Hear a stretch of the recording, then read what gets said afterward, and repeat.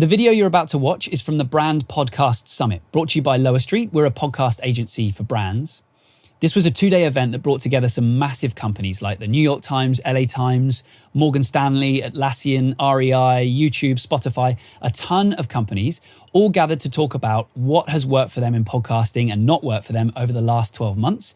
And looking forward, what are they planning and looking at over the next 12 months? So if you're a marketer looking at podcasting this year, or you have a podcast and you're looking to improve on it or get more out of it, I think you're going to find a ton of value here. And so for more videos just like this one, head over to lowerstreet.co/events. And you'll also find information there about future conferences and summits we have coming up.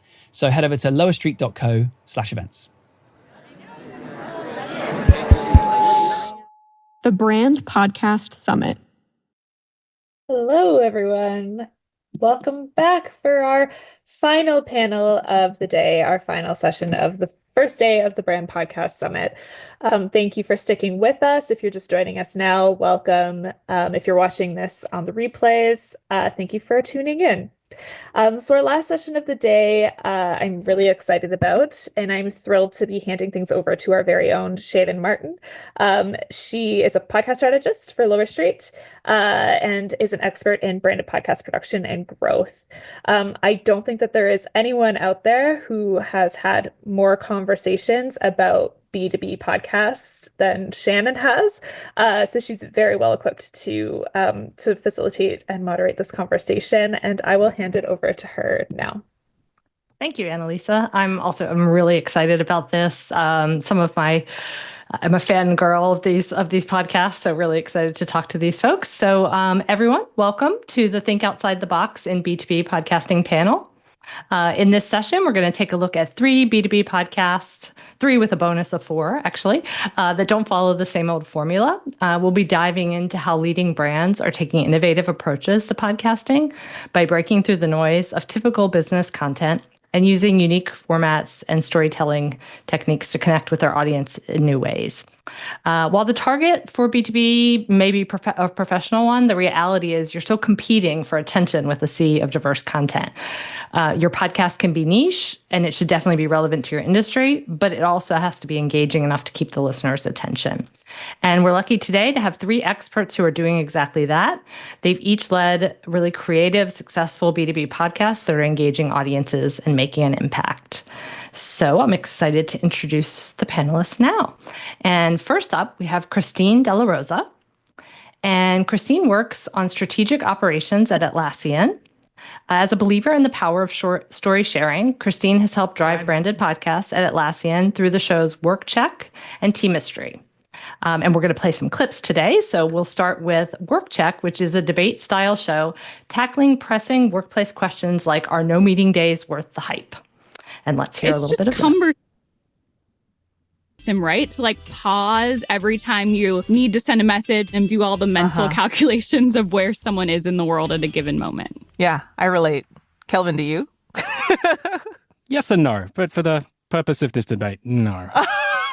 I think the important word you're using there, autonomy, is great, right? I think we live in a world where there is flexibility in terms of where we can work, how we work, and pertinent to this debate, when we work. But I think autonomy only works when there is a degree of empathy and understanding as well. Mm-hmm. I think it's hard for us to say, you have the flexibility to work whenever you want, and you know what? That gives me the license, whether it's a peer or a superior, whoever it is, to hammer you with messages whenever, just because it's flexible. Great. Love that one. And the other podcast from Atlassian is Teamistry, which is a narrative podcast exploring the chemistry between teams that take on massive challenges and drive innovation. Let's hear a bit of that. Campbell's had gone from the worst company in the Fortune 500 to consistently, I think there were at least 3, if not 4 years, where we were in the top 25 most engaged workforces in the world. And what did that mean for the bottom line? You remember how, in the 3 years before Doug arrived, Campbell's lost half its market value? Well, after his team's first 3 years of transformation, their market value was up 64%. Wonderful. And now I have the honor to introduce Brent Simonow, who leads the brand media team at Red Hat, bringing his background in qualitative research to create podcasts that resonate with tech enthusiasts, blending narrative storytelling with deep technical insights. At Red Hat, he developed shows like Command Line Heroes, an award-winning narrative podcast that tells epic true tales of how open source rebels and technologists are revolutionizing the tech landscape. And let's hear a little bit of that.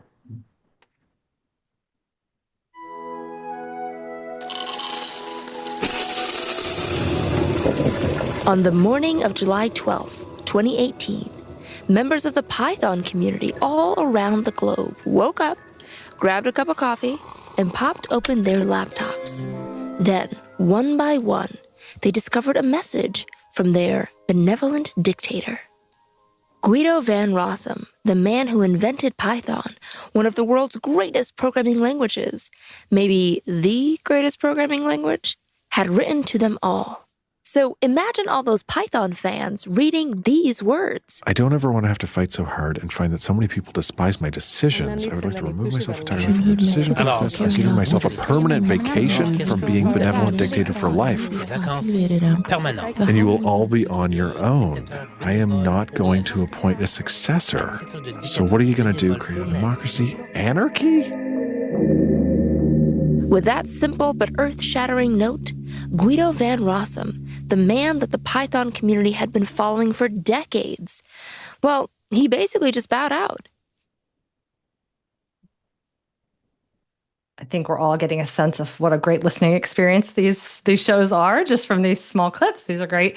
And so I want to introduce Deb Karen, who is a senior content marketing manager at Early Warning Services, a financial services technology leader with cutting edge fraud and payment solutions.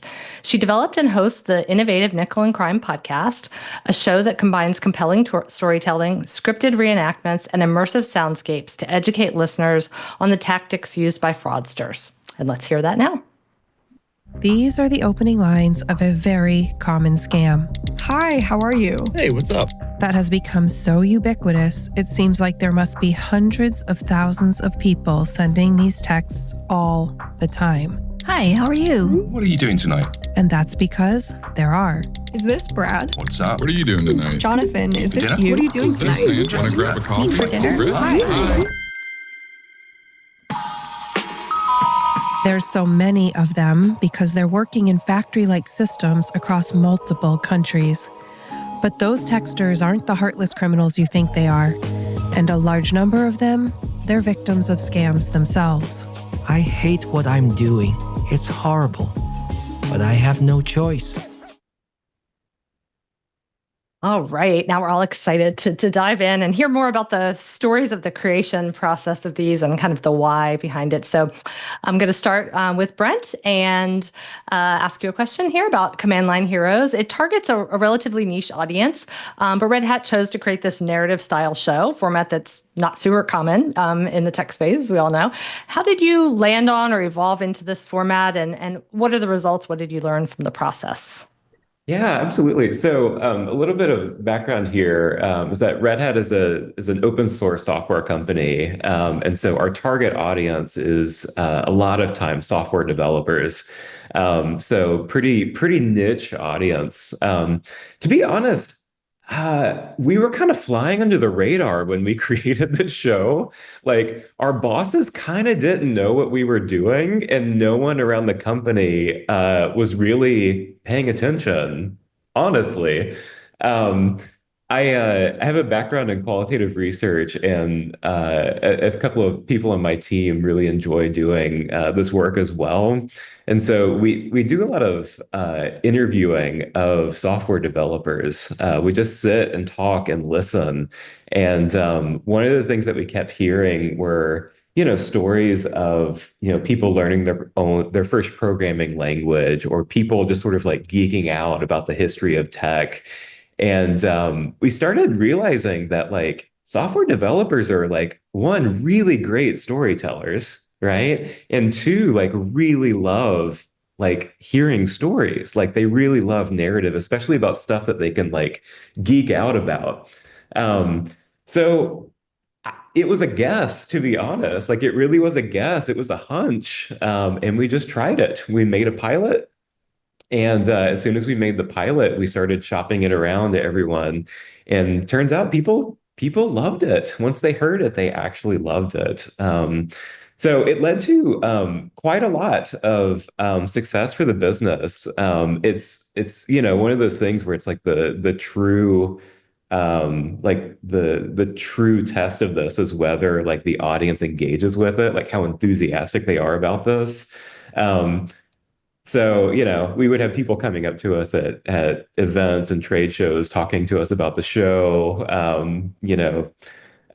But we've had millions and millions of downloads, and I think maybe even more importantly, when we do listener surveys, we are hitting the right target audiences, right? So the people we want to be listening to the show are listening to the show, and we have significant brand lift when people listen to the show. So it was a shot in the dark. We were using our guts to create this show, but at the same time, like it's led to a lot of success.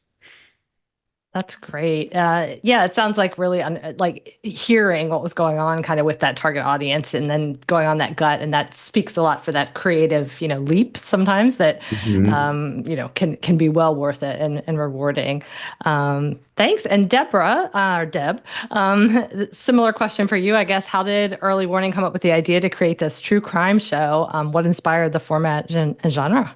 Yeah, I love this question. It's funny because I like how Brent said he was kind of flying under the radar. This is what's been happening with mine too, until all of a sudden now it's getting attention internally, which is great. But as far as coming up with the idea, I wish that I could take full credit for this, but it actually was started by a colleague of mine, and the impetus was really human fascination with true crime, right? Like we see it, it's all over Netflix, it's Dateline, like all of that stuff. Like the audiences love it. So we thought, in an industry we're financial services, it's normally like pretty buttoned up and perceived to be stodgy and boring. And she kind of had to fight for that idea to push it forward. We had at the time a chief marketing officer that was pretty innovative and willing to take the risk. And in full disclosure, our first season was a one-woman show. Like she did a few episodes, I did a few episodes, but we were doing the whole entire thing start to finish as a single person because we had zero budget. But they were willing to at least take a risk and give us permission to do it. And it's really, I like the outside the box. This is very outside the box for our industry. And it's really proven to be interesting because of that. So I'm so happy to be part of it, and I'm grateful that someone came up with the idea, and I get to wear the hat for it now. That's wonderful. Those risks paying off. Yeah. And we all know, the popularity of true crime is like one of the top podcast genres. So it's nice to be able to translate that into something that makes sense, for your brand. And Christine, you've been part of production of two separate B2B podcasts at Atlassian, or maybe more, which take two different creative approaches. How do WorkCheck and Teamistry differ in their target audiences, goals, and impact? Yeah. That's a great question. I think a lot of folks, even at Atlassian, are like, wait, it's not the same audiences, and it's not wait, they sound really different though. What's happening here? And I'm like, yep, you can have different shows and reach different people, and they can be about different things because just like everyone listening right now, I'm sure that you have multiple segments of audiences, and each of those audiences have subsegments. And so I'll start with Teamistry. We thought about, that's Atlassian's first branded podcast. And we thought about, okay, this is a medium where you have very deeply engaged listeners. It's different from banner ads, videos, pre-rolls, things where they're having a short period of time. They might be multitasking. How do we take advantage of what this medium is best known for? We want to develop long-term, loyal, deep relationships. So if we're introducing ourselves to folks for the first time, what's the best way to do it? Is it to jump right in, like mid-funnel, and talk about like, I think they want to know about the newest things about our products? Probably not. So at the heart of Atlassian, to backtrack and set some context, we're all about effective teamwork. We're all about advancing human collaboration. So at that highest level, what overlaps with what people want at that, tippy top of the funnel? And we thought behind the scenes, the storytelling teamistry is very much about what it takes behind the scenes to make impossible things happen when people come together. So if we're in Thailand and we're talking about the cave rescue of that soccer team or football team, depending on where you are geographically, it's not just chronicling what it sounded like, what they were thinking in their heads, but like, how did they talk to each other? Did they think about chain of command? Did they think about problem solving as individuals or as a group? And that's interesting to people. That's the nonfiction documentary bits that lots of people want to know about, and they didn't even know that these big accomplishments happened. So Teamistry's audience, broad, as wide as possible to reach new audiences. And then Work Check is a little bit of the opposite. We're looking for primed individuals, team leads, program managers, the change makers that are in charge of culture on a team, folks who are already thinking about like, how do I make my team better? Or I'm frustrated with the way things are going at work, but I don't know what to do. So they're not necessarily ready to listen to Atlassian about our products and practices and tools right away, but they are primed to think about how are they set up to work and what else is everyone thinking about the same subjects that I'm thinking about. And so for Teamistry, it's educational, it's informed conversations about hopefully what they're already talking and thinking about in the workplace with their coworkers. And it's a different functional role. So still a first introduction to like what's resonant, what's top of mind for you right now, and how do we start having that conversation with you about just jumping into your conversations with your coworkers with what might be interesting. So different audiences, different goals, and the hope is to really develop long-term relationships with whatever these different audiences are interested in. I love that, showing how, you can still create creative formats, but for different audiences, the answer is probably the solution is going to be probably end up being, slightly different. That's right. And they both, do it in an amazing way. I guess generally for all of you, and I can point it to one or the other, or if anybody wants to jump in on this, but wondering, the balance of sort of incorporating brand into show, do you generally, because these are all, again, very storytelling leaning, are you incorporating experts from the company? And it, again, may vary by show, stories from the company, subtle brand kind of things, or is it really, are you really trying to kind of really keep it as like, we're the sponsor of the show, but that's it, it's brand lift and not really have the brand interfere. I don't know, Brent, do you want to jump in on that first? Yeah, we've honestly struggled with this. We've had a lot of debate about this over the years with the show. And it's something, I mean, we still talk about it, honestly. Like, it's not a settled debate by any means. We've also like really evolved over the years. So we have a really light brand touch on that particular show. So the only time that we mention the name of our company, Red Hat, is at the top of the show and the bottom of the show. It's an original podcast from Red Hat. That's it. The host of the show, not a Red Hatter, right? Most of the guests on our show, I would say 90 to 95% of the guests on the show were not Red Hatters, right? The way that we incorporate the brand, though, is that we actually started inserting audio ads for Red Hat inside of our podcasts. So we started to differentiate the role of the podcast versus the role of the ad. So the job of the podcast, the job of the show is really to build an audience, right? We want that content. It just needs to be something that audience loves and they can geek out about, and something they can tell their friends about. The job of the ad, and we try to make these ads like really fun and not gross, and like they're really fun to make. But those are just to create like really easy pathways to either redhat.com or just to start associating us with like some of the product categories that we play in. So yeah, that's something we've evolved into over the years. And it's working really, really, really well right now. That's a really interesting way of looking at it and keeping those two things, separate, kind of, and or working together, I should say. And Deb, I know this has kind of evolved, with time, and it's a discussion we've had, together, our team with you. So kind of tell us a little bit about how this works with Nickel and Crime, or what your kind of thoughts are, or how it might be changing. I love this question too. And again, I'm going to piggyback on Brent because it has been a topic of discussion as more awareness is raised about, how great our podcast is. I get a few little additional cooks wanting to join the kitchen. But what we've done in this third season is we have brought in our head of fraud as kind of a spokesperson to offer insights. And it's actually been great. As far as incorporating the brand, to me, it's a pretty soft sell. We similarly, like we mentioned the company name at the beginning, we mentioned the company name at the end.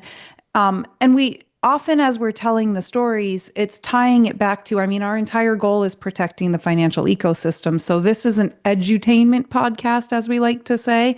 So when we're telling these stories, we're always closing the episode with, here's what you could do to protect them, to protect yourself. And in this season, we've really kind of leaned into, we're getting into the heads of the criminals so that they can't get into yours.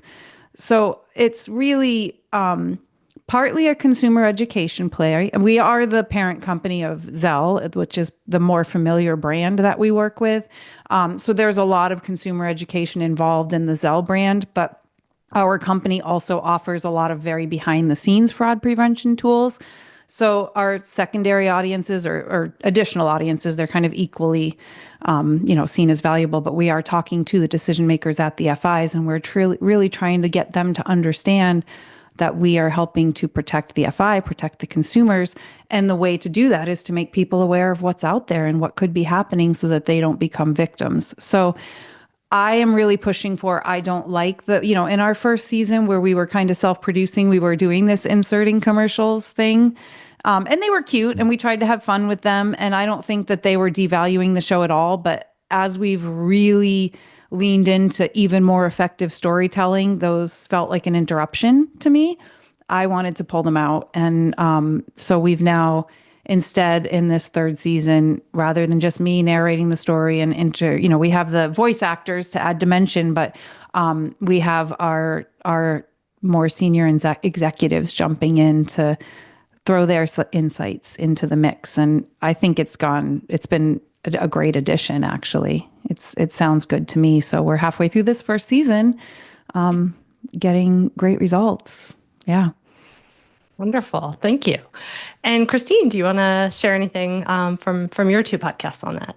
Yeah, I'll just join the club. Also, Atlassian has soft touches for all of her podcasts. Intro, outro, the podcast is from Atlassian.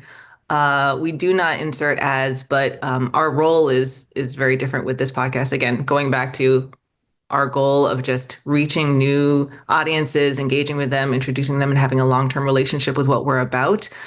All we need to do is associate with what we're talking about, effective teamwork, inspirational bits about how teams can really do amazing things together. So if you walk away from listening to these shows as inspired people or more reflective about the way that you work, we don't need to associate with a specific solution or a specific way that a team conducted something or modeling specific policies from a company. We just need to be associated with the general topic of effective teamwork. So you know what Teamistry is about, you know what WorkCheck is about, you like those things, and you know that they're brought to you by Atlassian. And so if you have that association, then eventually your perception of Atlassian will be higher. You will see us as an expert on these things. We're providing you with the, honestly, they're educational pieces for how you might approach work differently. And that's kind of all that matters. So again, if we're talking about a marketing funnel, like we don't need to talk about down funnel things because our goal is all the way at the top of just establishing who we are and what we're about. And if you can walk away with just that, that's the win. Yeah. Thank you. I agree with that. That's great. Yeah. And I guess we might have covered this a little bit, but I don't know if you guys have anything more you want to add in terms of, being B2B marketers where we're dealing with maybe more niche, audiences, and sort of how do you prioritize really engaging storytelling with that? And Brent, maybe you want to take that in terms of Command Line Heroes, because it is a, very technical audience, but obviously you've done a really, kind of compelling storytelling formatted podcast. So how do you find that, what are some of the most effective strategies for kind of engaging those tech savvy listeners with this type of format? Yeah, I think it's an interesting challenge because like I am not a software developer and most of the people on my team, like we work in media production, we work in marketing, so like we really have to rely on folks from around the company to sort of like really help us out. Um, I think for podcasts, it's like realizing what the job is for the podcast and like what an audio show is good at. And one thing that we realized in talking with people is that like we've in another show that we created, we pushed the technical depth like to see how far we could push it. And a lot of the feedback that we got was that like it's too hard to listen to, like I'm listening to a podcast while I'm folding my laundry or I'm going to work and I can't hold the details in my head, So, they're going to YouTube for that kind of thing, or they're going to, a forum or whatever to learn how to do X and Y. So I think for us, it's less about like the technical depth and more about technical fluency in that like they need to know that like you speak our language. We are of the same group. If we needed to, we could have this conversation at a really technical depth. But right now we're going to like just enjoy this story, like we're really just going to enjoy this and we're going to learn something along the way. And I'm curious, since you and most of the members in the team that are doing the production aren't, in that technical, do you sort of have folks that are helping you kind of check, okay, does this fit with the language and the vibe, that? Yeah, absolutely. Yeah. I mean, I work with some really talented writers who have been doing this for a long time. Like they're really amazing. But we send off episodes to technical experts, at least one per episode, and we're like, hey, we're a little out of our depth here. Can you just check the details here and just like make sure we're not saying anything wrong? The other thing is our host as well. So all of our hosts are software developers or have a development background, and so when they're reading through the scripts, like we're always like call out anything, change anything, like if something doesn't ring true to you, like you've got the power to change it because you're the expert here. That's great. It's great to get a little peek into how that kind of works. That's great. And I guess, Christina, I want to turn the tables a little bit to work check, since it's the debate style format. So it's a bit different than some of the other kind of narrative stuff we've been talking about. And speaking of the kind of brand balance, like how do you incorporate perspectives of the brand, or do you at all, while keeping it an authentic kind of debate? And have there been any things you've run up against where, we're debating some of the many things you debated, but Atlassian has a policy that is this on that, and so it might be counter to our policy or that kind of thing? Would love to hear. Yeah, we debated on how to debate a lot internally. It was, do we want to talk about an Atlassian perspective versus maybe someone on the outside who would then debate an Atlassian?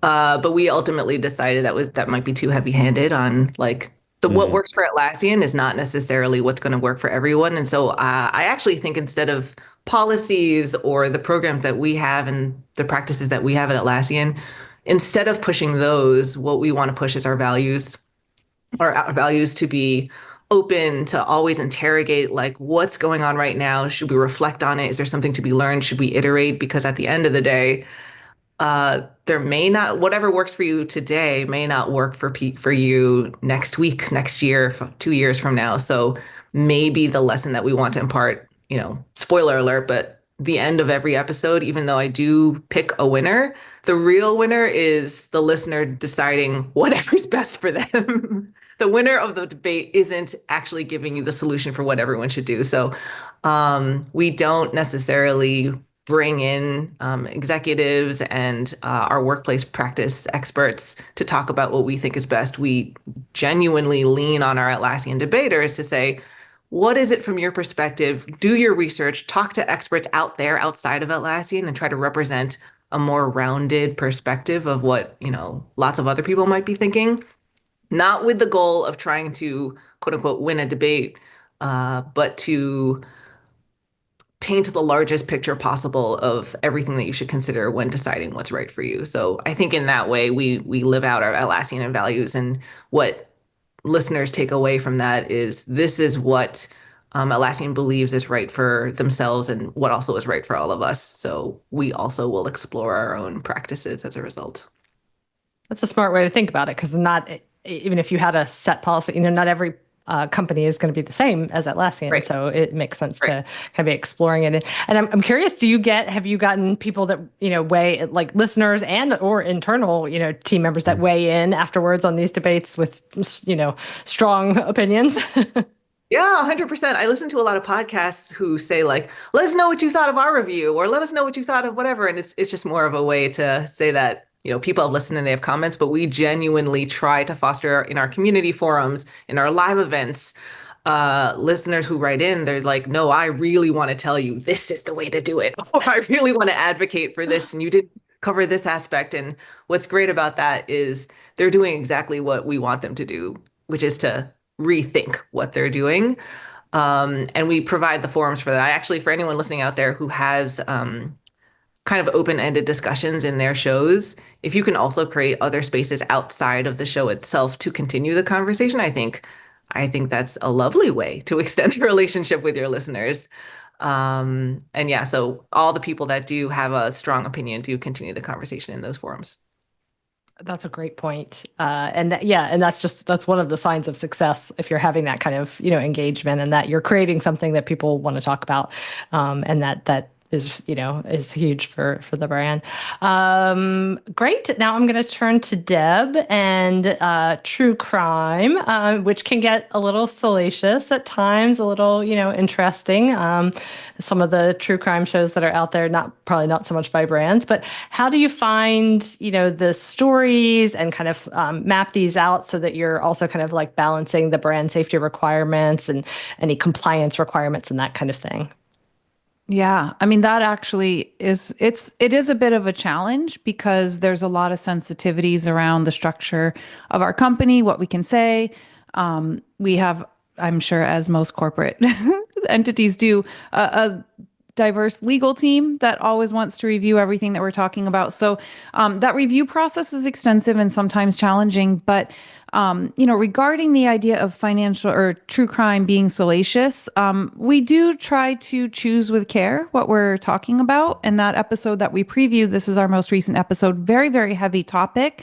And we kind of had to think through, like, is this something we want to touch on? But it's so important that, we give enough detail to like really underscore the importance of the topic without, we usually leave out any gory or really, challenging details. It's financial crime usually that we're speaking about. We're not speaking about, bodily harm and things like that, but sometimes that's a byproduct, right? So we try to kind of walk the middle path with it, for lack of a better way to say it, is we want to get the information out there with as much detail as we can to make it a compelling story, but we tend to omit, what is not necessarily relevant to our audiences and what doesn't pertain to protecting the financial system.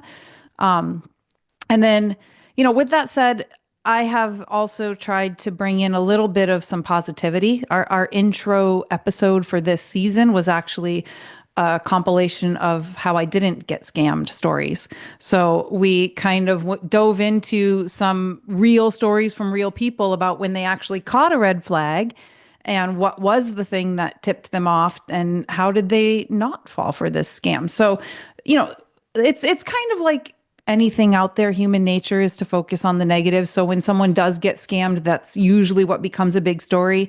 what doesn't become a big story is all the times that a scam failed. So we're doing that. And then we're going to cap off this season working with the Better Business Bureau, because they have an arsenal of tools and so resources available for people who have survived a scam. So we're going to kind of bring a positive wrap up to our season this time too. And to be honest, sometimes it gets a little hard to find the stories, like, which is a good thing. I'm glad there's not like so many that we're like, inundated, but financial crime is a big problem. But finding the stories, it actually kind of gives me a little hope that sometimes they're hard to uncover.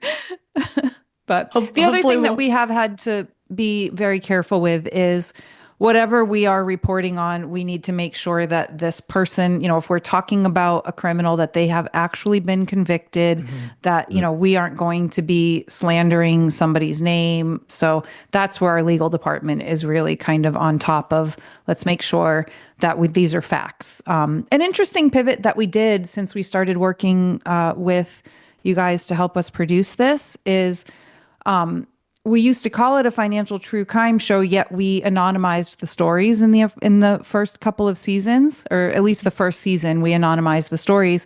Part of that being because, I talked about there was a risk in going this route and opening this door. And so there was a little bit of discomfort around talking about these stories, but then we realized we can't call this true financial crime if we're kind of fictionalizing it. So that was the push for, I really wanted, as we moved into the second and third season, to really legitimately make these true crime stories. Therefore, we have to be able to pull up court documents, and we have to be able to really know that we are presenting factual stories.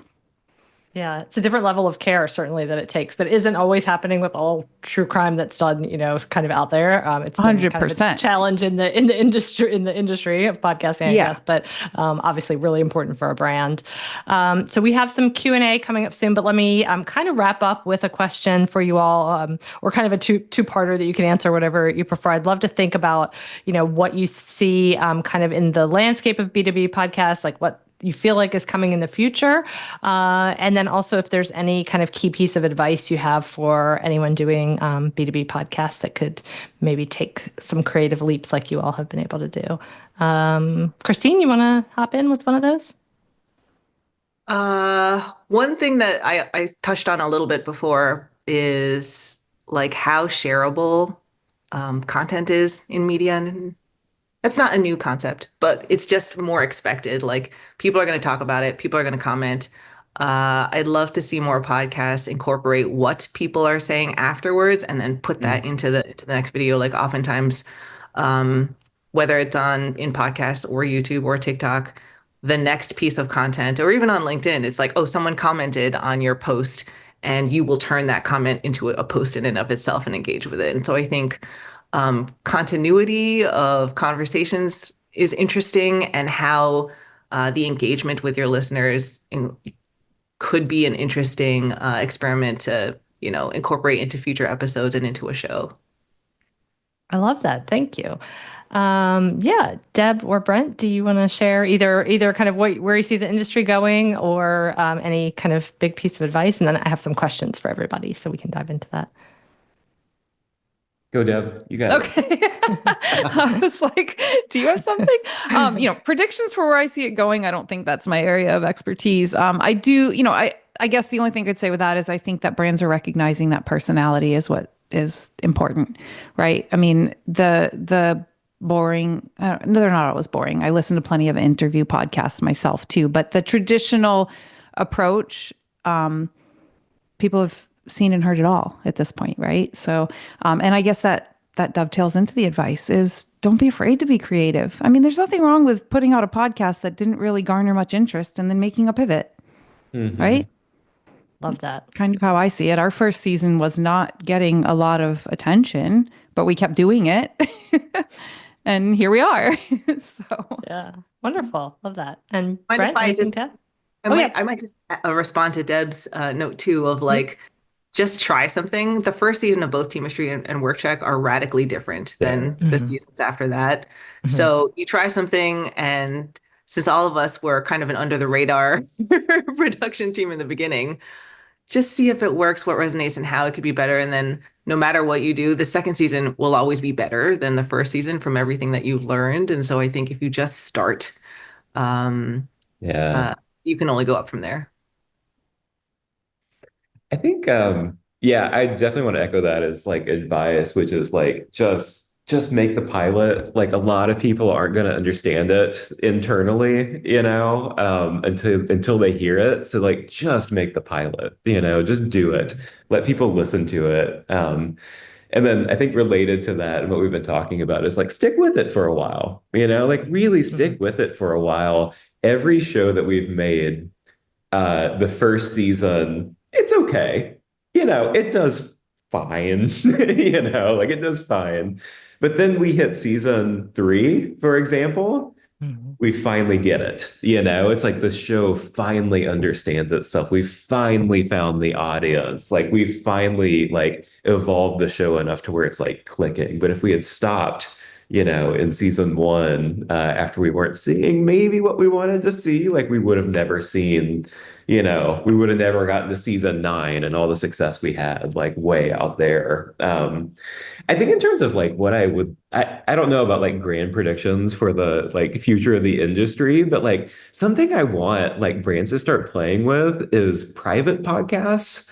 Like this is something that I've been like really wanting to like try and experiment with, but we just never had the like time bandwidth, to like really be able to like do some more experimenting with it. But I think there's some like really cool stuff you could do, like Christine was saying about like building a community, and like building, like, I don't know.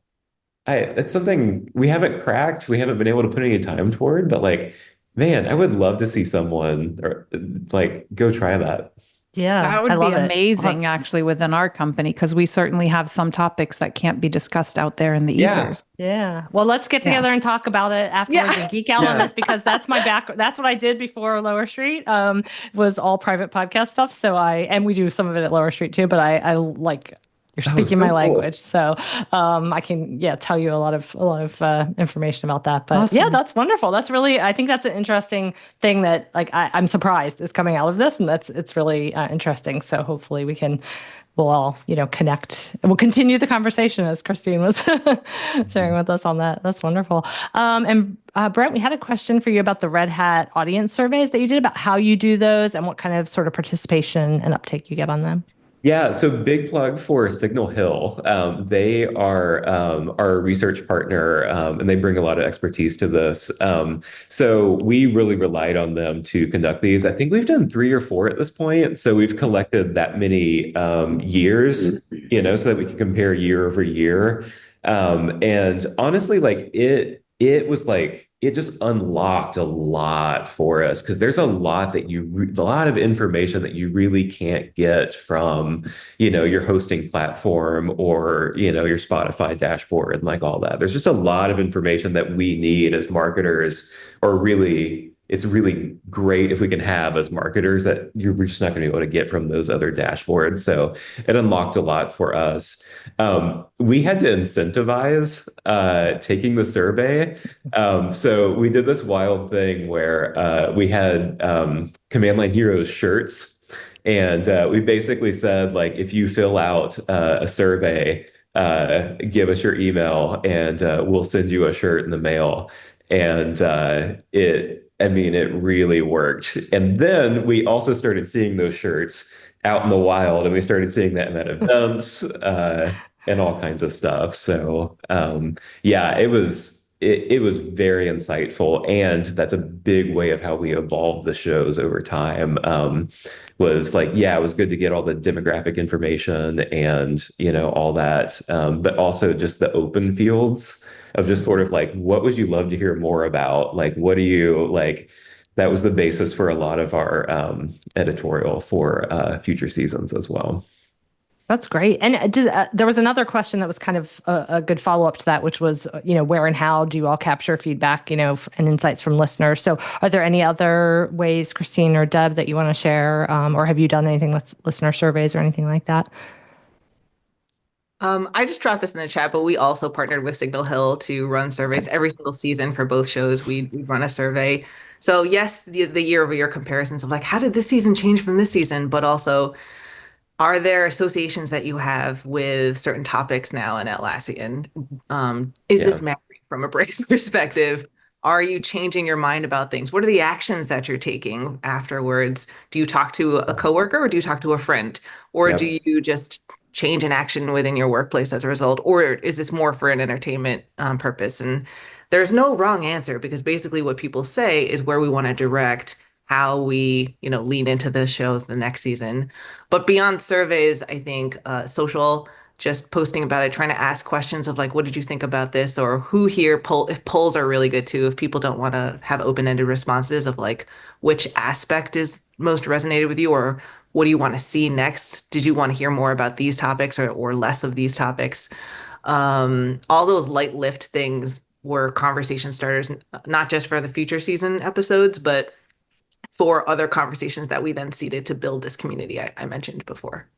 Okay. And there was another question for you about the community and continuing the conversation. So maybe there's some additional stuff there. What online places have you kind of used for that continuing conversation, community building, like which platforms and so forth? Yeah, I don't think this is true for everyone, but social wasn't perfect for community development. It was more social, whether that's on Twitter or, having a live, Q&A. That was good for one time. If you have a question, if you want to hear about like a specific episode, but we have an actual Atlassian community platform.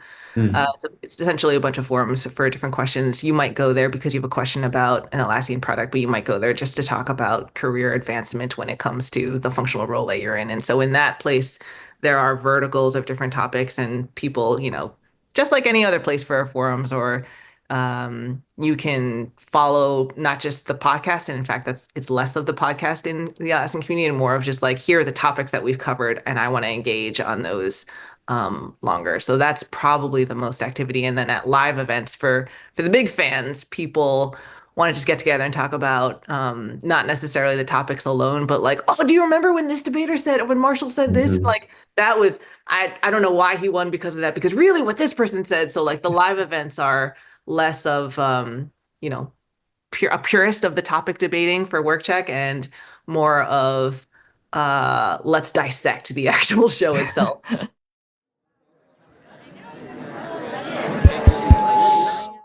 The Brand Podcast Summit.